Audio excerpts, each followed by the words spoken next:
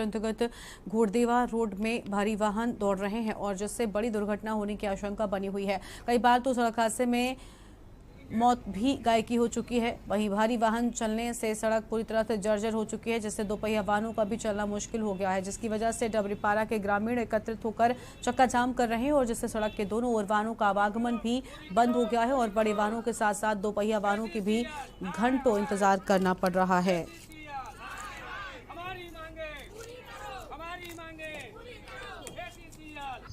सड़क की हालत है ना बहुत दयनीय हो चुकी है, क्योंकि ये नो एंट्री रोड है। अभी बरसात जैसे ही लगा है, एससीसीएल द्वारा मनमाने तरीके से खंभा को उखाड़ करके अपने भारी वाहनों को चलाया जा रहा है, जिससे रोड और टूट गया है। यहाँ के जो आम नागरिक हैं और जो चलने वाले हैं रोड में, जो बाहर से आते हैं, चाहे मोटरसाइकिल हो, कार हो, सबको चलने में, खासकर स्कूल बच्चे हैं सुबह आते हैं, उनको ट्रक वाले साइड नहीं देते हैं। मतलब चलना, लोगों का जीवन यापन दुभर हो गया है, जबकि बगल से बाईपास रोड एक बनी है।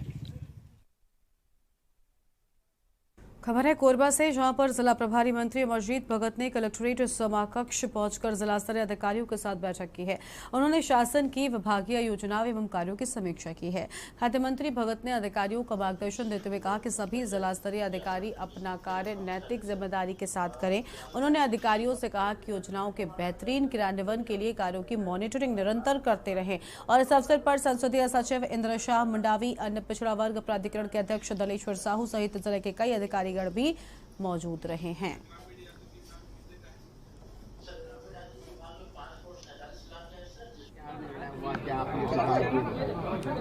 आज समीक्षा बैठक रखी गई थी और समीक्षा बैठक में कई महत्वपूर्ण निर्णय लिए, कई महत्वपूर्ण सुझाव आए और जो भी समस्या आया है उसका समाधान करने के लिए निर्देशित कर दिया गया है।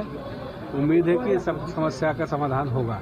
सर, बारिश अच्छी हो रही, खाद की किल्लत हो रही है। मैं बताया ना कि जितना भी इशू आया, खाद बीज का भी आया था, स्कूल आश्रम छात्रावास का भी आया था, सड़क का भी आया था, सभी विषयों पर कलेक्टर को निर्देशित कर दिया गया है। उसमें समीक्षा करेंगे और खाद में जो गैप है उसको भी ठीक करेंगे। खबर है रायपुर से, जहां पर छत्तीसगढ़ के पंचायत एवं ग्रामीण विकास मंत्री टीएस सिंहदेव ने इस्तीफा दे दिया है। इस्तीफे के बाद से विपक्ष के नेता प्रतिपक्ष धर्मलाल कौशिक का बयान सामने आया है और कौशिक का कहना है कि छत्तीसगढ़ में मंत्री के निर्णय को बदलने का अधिकार चीफ सेक्रेटरी की अध्यक्षता में बनाई गई कमेटी को दिया गया है। वो अपने कर्तव्य का पालन करने में असमर्थ रहे हैं क्योंकि उनसे सारे अधिकार छीन लिए गए हैं। हिंदुस्तान में ऐसा पहली बार हुआ होगा कि मंत्री के निर्णय को बदलने का अधिकार सेक्रेटरी लोगों को दिया गया है। घोषणा पत्र के अध्यक्ष थे, लेकिन उस घोषणा पत्र का जो हश्र हो रहा है उसे भी उन्होंने देख लिया है। बेबस, लाचार, विवश होकर उन्होंने ये त्याग पत्र दिया है। सरकार पर आरोप लगाते उन्होंने त्याग पत्र दिया है कि उन्हें काम करने नहीं दिया जा रहा है।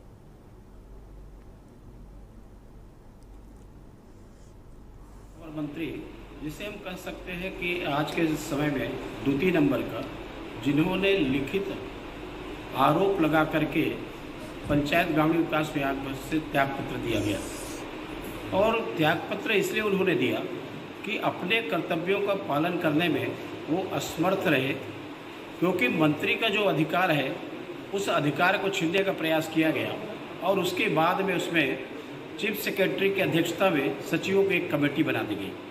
मुझे लगता है कि हिंदुस्तान में पहली घटना होगी।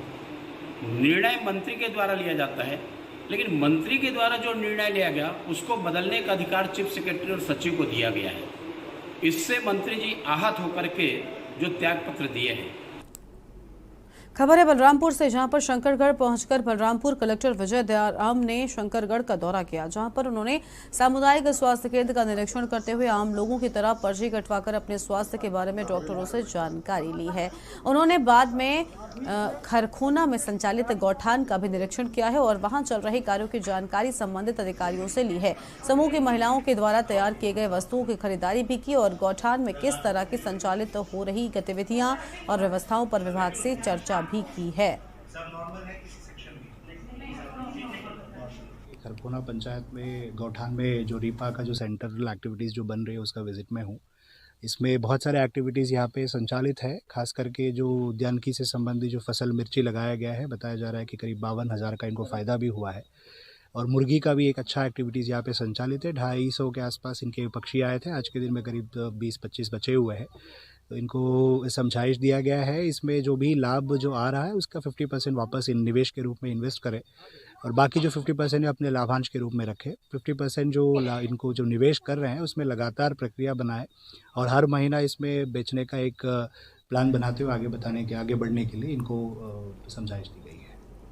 खबर कोरबा से है, जहां पर जिले में एक किसान ने जहर सेवन कर अपनी जान दे दी है और परिजनों का आरोप है कि जमीन विवाद को लेकर कोरबा जनपद के अध्यक्ष पुत्र के द्वारा लगातार प्रताड़ित किया जाता था। महिला का आरोप है कि अध्यक्ष का बेटा अपने कुछ साथियों के साथ घर आकर धमकी दे रहा था। इस बात से आहत होकर घर के प्रमुख ने आत्महत्या कर ली है और मौत को गले लगाने से पहले एक सुसाइड नोट भी छोड़ा है। परिजनों ने पुलिस से न्याय की गुहार लगाई है।